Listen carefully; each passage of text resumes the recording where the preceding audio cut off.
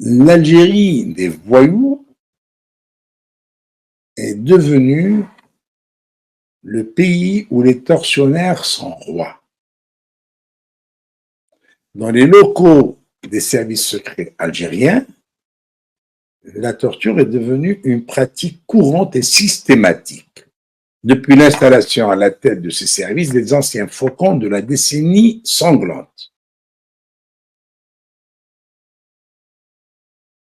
Ceux qui ont sévi dans les années 90, alors qu'ils étaient de jeunes officiers agissant sous les ordres du commandant Djebar Menna, aujourd'hui général-major, patron de la sécurité extérieure, et qui dirigeait à l'époque le centre principal militaire des investigations, CPMI, de Ben Aknoun, sur les hauteurs d'Alger.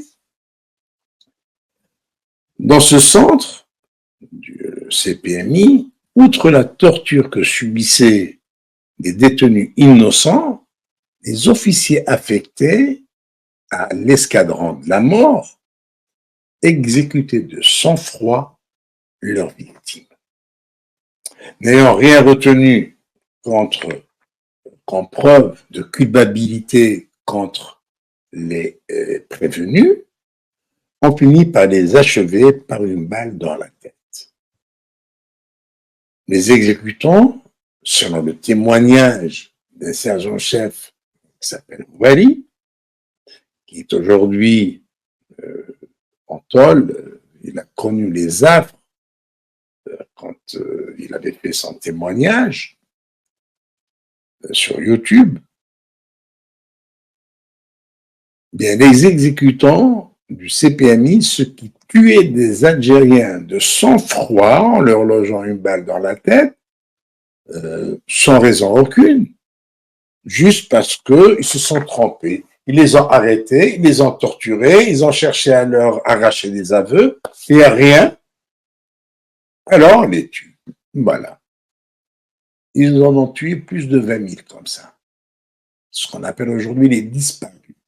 Ouais. 20 000 exécutés dans les casernes, d'autres dans les rues, parce que quand on exécute dans les casernes, c'était 15 millions de centimes d'après le sergent-chef Ouali, c'est l'équivalent de 1030 €, et quand c'est dans la rue, c'est 25 millions de centimes, l'équivalent de 1700 €, et ça, c'était une fortune dans les années 90. Même aujourd'hui, en Algérie, c'est une fortune, 1700 €. Hein. 25 millions, c'est... Et donc, d'ailleurs, les Nasr al-Jinn, aujourd'hui général Abdelkader Haddad, à la tête du CPO, les Souahi Zerguine, des Mouad, Sin Boulahia, toute cette clique qui était dans l'escadron de la mort, ont aujourd'hui des comptes bien garnis en Espagne. Ils ont acquis de somptueuses villas en Espagne parce qu'ils ont gagné beaucoup d'argent en tuant les Algériens. C'est tout. C'est ça leur commerce, c'est ça leur activité principale. Aujourd'hui, ils sont à la tête des importantes structures et services du renseignement algérien. Eh bien, ils continuent. Ils continuent leur sale besogne, ils continuent à torturer, et ils torturent de manière les plus atroces. Ils ont une assurance tout risque. Donc, ils s'en fichent éperdument s'ils risquent de tuer la personne sous la torture. Parce qu'ils sont assurés de l'impunité. Ça, leur assurance sur risque. Ils sont assurés d'impunité.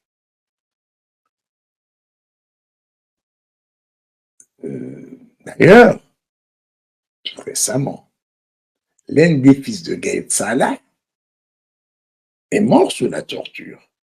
Alors on maintient ses frères et on ne souffle pas mot à sa famille, notamment à leur maman. Et on dit à la maman qu'ils sont en fuite. On dit qu'ils sont en fuite. Voilà comment ça se passe en Algérie. Donc, la torture se pratique de manière systématique. Je ne connais pas un seul officier, celui qui peut m'en donner, qu'il soit le bienvenu, le nom d'un seul officier français qui a fait fortune en tuant des Algériens de sang-froid, pendant la guerre, pendant la colonisation, un officier français de l'armée française qui a torturé de manière à la chaîne des Algériens. C'est vrai, il y avait la torture, mais c'était pas, les gens ne faisaient pas la chaîne pour se faire torturer. C'était à la chaîne. Quant à abattre les Algériens avec une balle dans la tête, une dizaine, une quinzaine par jour, une dizaine à une quinzaine par jour. Ça se passait pas comme ça durant la guerre d'Algérie. Durant la colonisation, ça n'a jamais eu. Voilà. Et plus beau encore, lorsque les victimes de la torture osent parler en audience du tribunal, lorsqu'ils sont jugés, eh bien, on leur intime l'ordre de se taire. Pire encore, le jeune Walid Naqish, 25 ans, étudiant à l'Institut de Bousmaïl, de la marine et de l'environnement, lorsque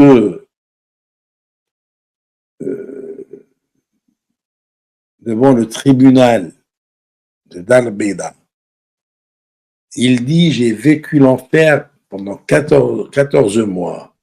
Et il dit « J'ai été agressé sexuellement et physiquement ». On ne branche pas. Les magistrats du tribunal ne branchent pas. Et le procureur de la République, toute honte bue, avec cynisme, a requis la réclusion à perpétuité. Voilà. Comme ça ne va pas parler, il va rien dire.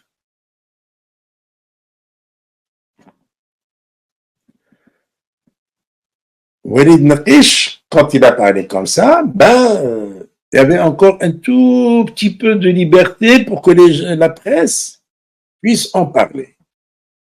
Et donc, les réseaux sociaux, la presse internationale, les organisations internationales,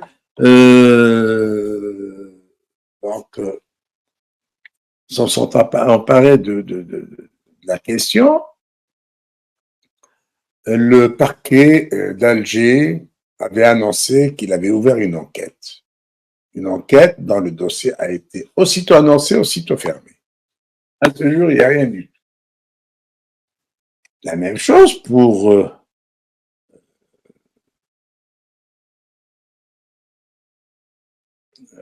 Mohamed Ben Yamina. Bien lui, ancien gendarme, déserteur, Ben Halima plutôt pas Ben Yamina, il a été extradé par les Espagnols.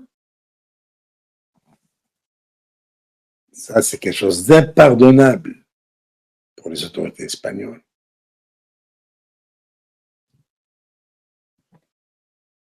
Lorsque il est passé devant le tribunal, il a tout craché. Il a raconté son calvaire, les séances de torture interminables. Et il a avoué même d'avoir été violé. C'est ce qui est rapporté sur la page Facebook du Comité national pour la libération des détenus, dont le président est en prison. Le président de ce comité est en prison. Et d'ailleurs, on dit aussi que Ben Halim a innocenté tous les prévenus dans ce dossier en déclarant qu'ils lui ont été inspirés par les services de sécurité et sous la menace. Il interpelle le juge pour lui réaffirmer que ses aveux ont été faits sous la torture et sous l'effet de ce qu'ils lui ont donné à boire. Il raconte son calvaire à la prison, dans l'isolement, sans droit de visite, ni le droit de recevoir de couffins alimentaires.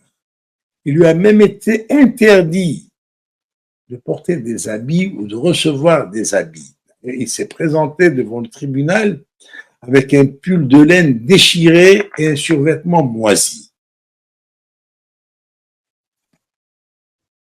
Voilà l'Algérie dont rêvaient les martyrs et qu'on voulait célébrer aujourd'hui. Un cas tout récent, de la Belmelk, ancien gendarme, il est radié des effectifs de la gendarmerie parce que il a un frère installé en France, journaliste, qui dénonce les exactions du régime d'Alger.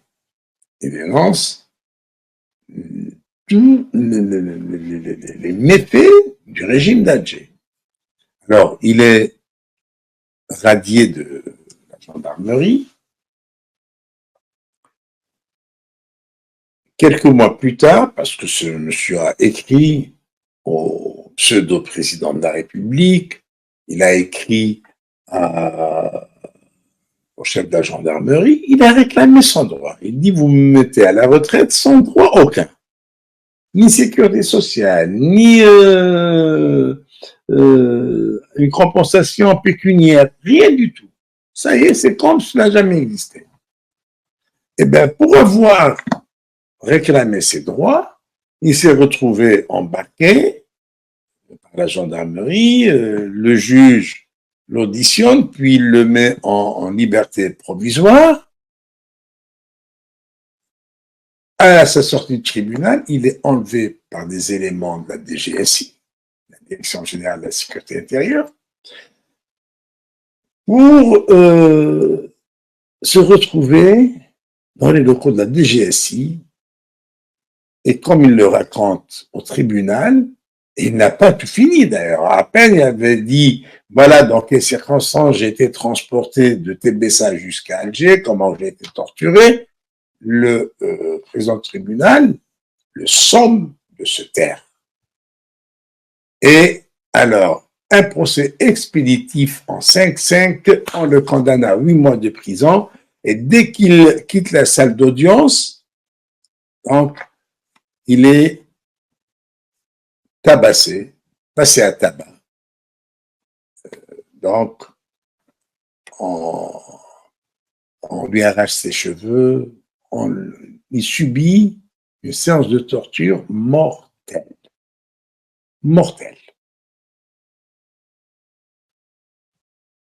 Est-ce que les martyrs que vous voulez célébrer hier, aujourd'hui, sont morts pour ça?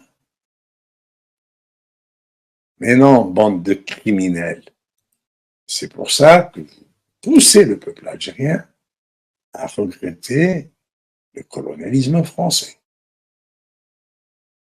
Eh oui.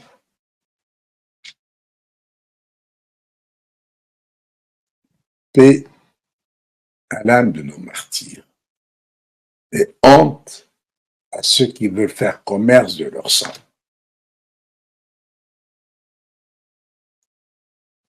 Je vous donne rendez-vous à demain pour de nouveaux sujets. Au revoir.